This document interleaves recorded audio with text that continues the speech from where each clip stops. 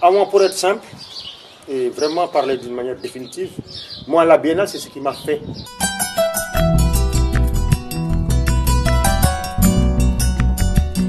La biennale c'est un événement important au Sénégal. Un événement qui a eu à plusieurs épisodes déjà réussi, qui nous a permis d'accueillir beaucoup de monde.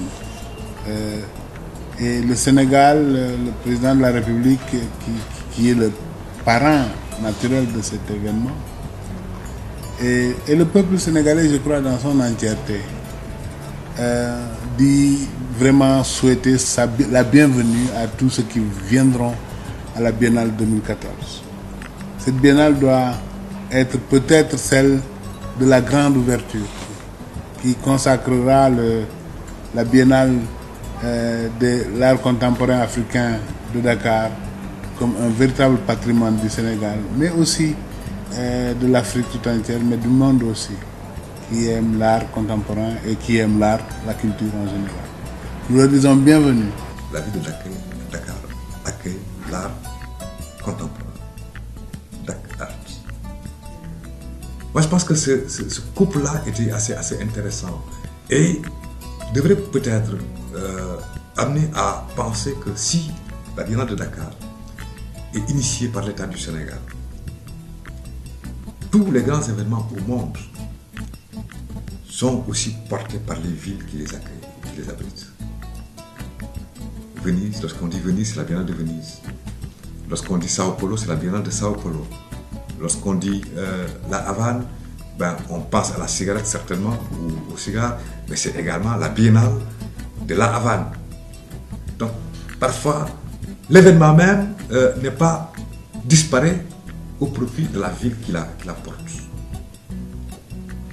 Et du coup, Dakar, on a ici l'avantage d'avoir et l'événement et la ville qui l'accueille. On a joué un peu avec le mot, avec le nom de la ville. Parce que, comme vous le voyez bien, les grands événements se sont toujours identifiés à une ville.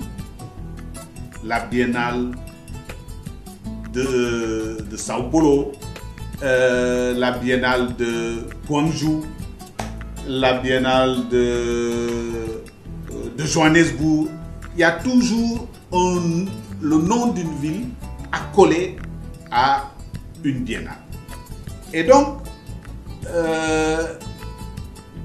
la Biennale de Dakar, c'est la Biennale de Dakar, et donc s'identifier à la ville de Dakar. Et c'est arrivé en fait à la deuxième édition. C'est à la deuxième édition, c'est-à-dire celle qui était consacrée à l'art plastique, après celle qui était consacrée aux lettres, que Dakar a apparu. Mais Dakar a été amplifié par les différentes éditions qui se sont succédées. Et c'est véritablement là que l'expression Dakar a explosé. Aujourd'hui, si vous dites Dakar à quelqu'un qui connaît les événements culturels, il sait que c'est la Biennale de l'art africain contemporain au Sénégal.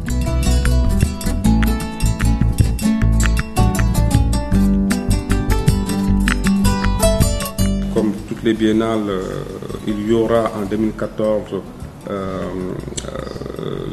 les rencontres scientifiques.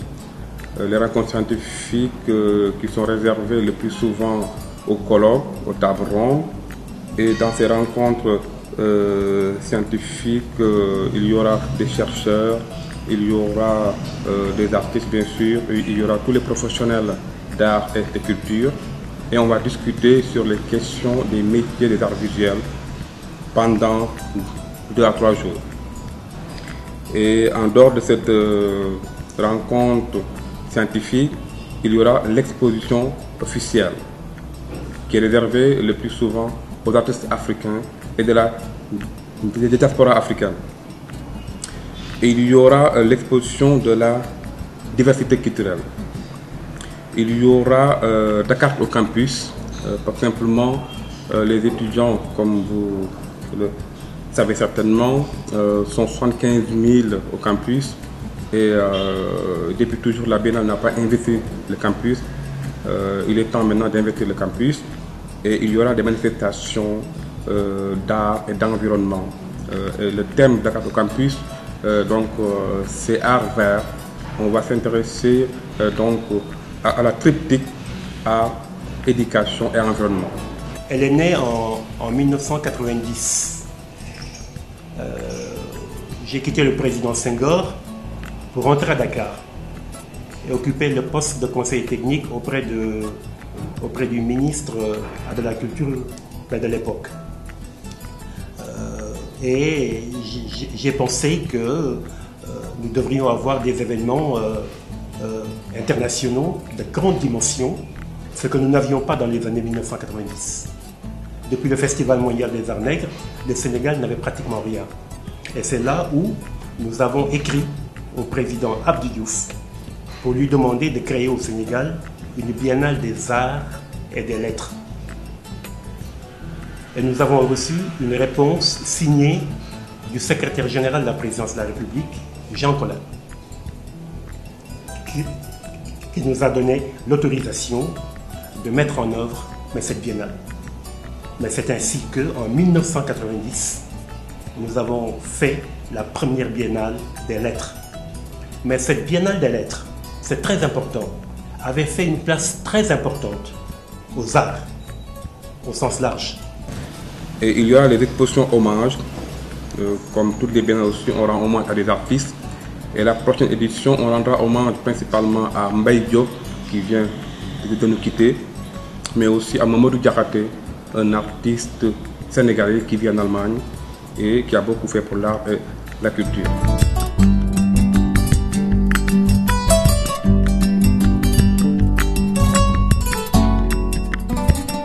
Il y a eu tout un débat autour de cette question de l'identité de la Biennale de Dakar par rapport à des événements du genre. Sao Paulo, Johannesburg, Cuba, Gwangju. Qu'est-ce qui ferait la différence entre la Biennale de Dakar et ces différentes biennales qui en plus ont des moyens beaucoup plus importants que ceux de la Biennale de Dakar.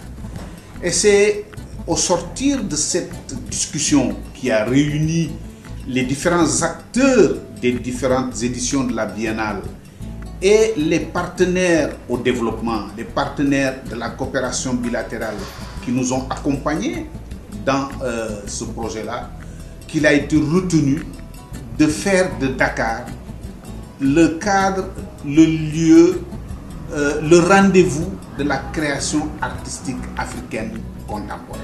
Une biennale d'abord, un événement qui convoque l'essentiel de ce qui compte en matière d'art contemporain à travers le monde, que ce soit des artistes, que ce soit des commissaires d'exposition, que ce soit des professionnels de la critique d'art, que ce soit des responsables des musées, des galeries, que ce soit des collectionneurs qui nous viennent de partout à travers le monde. Une biennale qui a réussi à donner au off une visibilité, une place extrêmement importante, au point que celui qui vient à la biennale certainement vient d'abord pour le off avant de venir pour le in. Avec Rémi Sagna et Ousseynou Ouad, le off a même pris la place du in. Je crois que sans le off, la biennale n'aurait pas de sens. Elle n'aurait pas de rayonnement, elle n'aurait pas de réussite. C'est le off véritablement qui porte la biennale. Moi, à l'époque, j'étais de ceux qui disaient que le in n'est qu'un prétexte pour voir la vitalité de la création artistique, la diversité de la création artistique. Et certains artistes africains ont pris sur eux de payer leurs billets d'avion, de payer le transport de leurs œuvres et de trouver un espace à Dakar pour montrer leurs œuvres. Ça, c'était la réponse qui nous avait vraiment mis en confiance et considéré que nous étions nous allions dans le bon sens.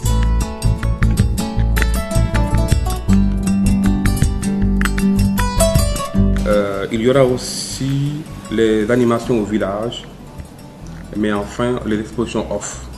Voilà en gros le programme de 2014. Les statistiques au niveau de la direction du secrétariat général de la Biennale peuvent nous dire qu'on a promu plus de 12 000 œuvres. Donc ça montre que véritablement il y a un travail de promotion qui est fait et qui est bien fait et qui mérite d'être amplifié, d'être amélioré. Le plus important est que le Sénégal sache que sa vitrine internationale passe par la Biennale de l'art africain contemporain. Des pays comme l'Afrique du Sud ont essayé de faire une biennale. Elle n'a pas beaucoup marché. Actuellement, en Afrique, le Sénégal occupe la première place. Et cette biennale est inscrite sur tous les agendas du monde.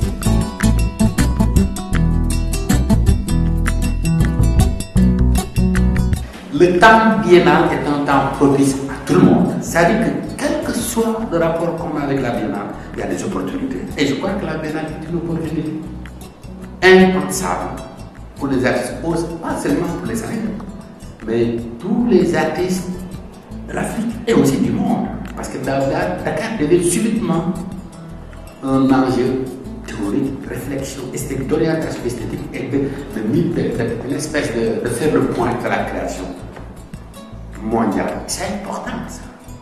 À mon avis, la biennale c'est un enjeu pour tout le monde, pas seulement pour les artistes sénégalais et encore plus pour les Sénégalais. Quand j'ai commencé, moi je suis sorti de l'école en 92. C'était la première année de la biennale. J'ai rencontré des gens qui venaient des États-Unis, de Kinkeliba House, des Suédois, parce que cette biennale-là, c'était une biennale mondiale. Et après, on a vu que les Européens, les Occidentaux, ils avaient plus de moyens que nous. Et donc, ils empêchaient nos artistes de se faire voir, parce qu'ils occupaient la place avec leurs gros moyens et tout, leur grosse armada. Et donc, on a repensé, le comité scientifique a repensé faire une panafricaine des arts. Donc moi, j'ai eu le Grand Prix en 2002. Et encore, j'ai réitéré mon coup en 2008, avec la grande muraille verte que j'avais érigée, donc j'ai gagné le prix 2 fois. Donc pour dire que la biennale, c'est elle qui m'a fait. Moi, je connais des artistes, ils ont exposé en off, et après c'est...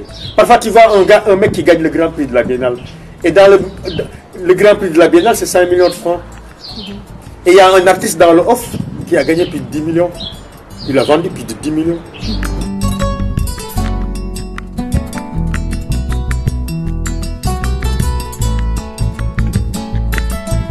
Il faut qu'il y ait un caractère festif dans notre biennale de 2014. D'autant que 2014, on reçoit le sommet de la francophonie, qui est un autre élément culturel de description d'un partage avec d'autres. Il faut marquer une prise de conscience qu'on n'est pas en train simplement de faire la énième biennale.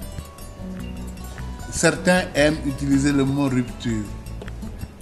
Mais peut-être la biennale de 2014 sera le moment où l'ensemble des acteurs qui gravitent autour de l'événement prendront la conscience que cet événement est devenu quelque chose qui s'inscrit dans notre patrimoine immatériel. L'événement lui-même. Les œuvres qu'on y fait, certains deviennent notre patrimoine matériel. Vous comprenez la nuance? Et quand on mélange ces deux choses, des instants et des objets, on doit trouver quelque part une compréhension commune, profonde, entre les acteurs de la culture, les amoureux de la culture, ceux qui sont eux-mêmes les faiseurs de la culture, pour qu'on fasse de cela un réel patrimoine pour les Sénégalais d'abord, qu'ils comprennent qu'ils ont un objet important, un moment important de partage. C'est ça le patrimoine. Moi, je suis une tchosan, quoi. C'est devenu un peu notre tradition de faire cet événement. Ça, c'est la première marque. La deuxième marque, ça doit être le lieu de découverte de nos futurs patrimoines. Parce que je dis toujours que la création artistique d'aujourd'hui est le patrimoine de demain. Donc, la biennale devient le prétexte à la création du patrimoine de demain. On a beaucoup d'autres objectifs, principalement la prochaine biennale de Dakar, on la voit comme une rupture pour annoncer 2016. puisque d'ici 2016, nous pensons que la Biennale va être autonome. Autonome simplement, c'est-à-dire ne dépendra peut-être plus du ministère de la Culture. Et on pense en faire une fondation. Et l'autre objectif, c'est que nous pensons que 2014 va nous permettre de contribuer au développement du secteur des arts visuels au Sénégal, sur le continent et dans le monde. Avoir plus de visiteurs que les éditions précédentes, une meilleure compréhension de la production artistique africaine, mais surtout confirmer ou révéler de nouveaux artistes dans le monde des arts visuels. Et enfin peut-être impulser de nouvelles collaborations entre des créateurs africains d'une part et d'autre part entre créateurs africains et créateurs donc, des autres continents. La Biennale, c'est une présence de qualité, de professionnels qui doit être suscitée, qui doit même être, j'allais dire, prise en charge. Certaines personnes ne viendraient jamais à la Biennale de Dakar si ils ne sentent pas qu'il y a un intérêt personnel porté sur leur personne ou sur ce qu'elle représente, ou alors porté sur les institutions auxquelles ils appartiennent, ou alors si elles-mêmes ne parviendraient pas à s'enrichir du contact d'autres professionnels dont la présence était certaine.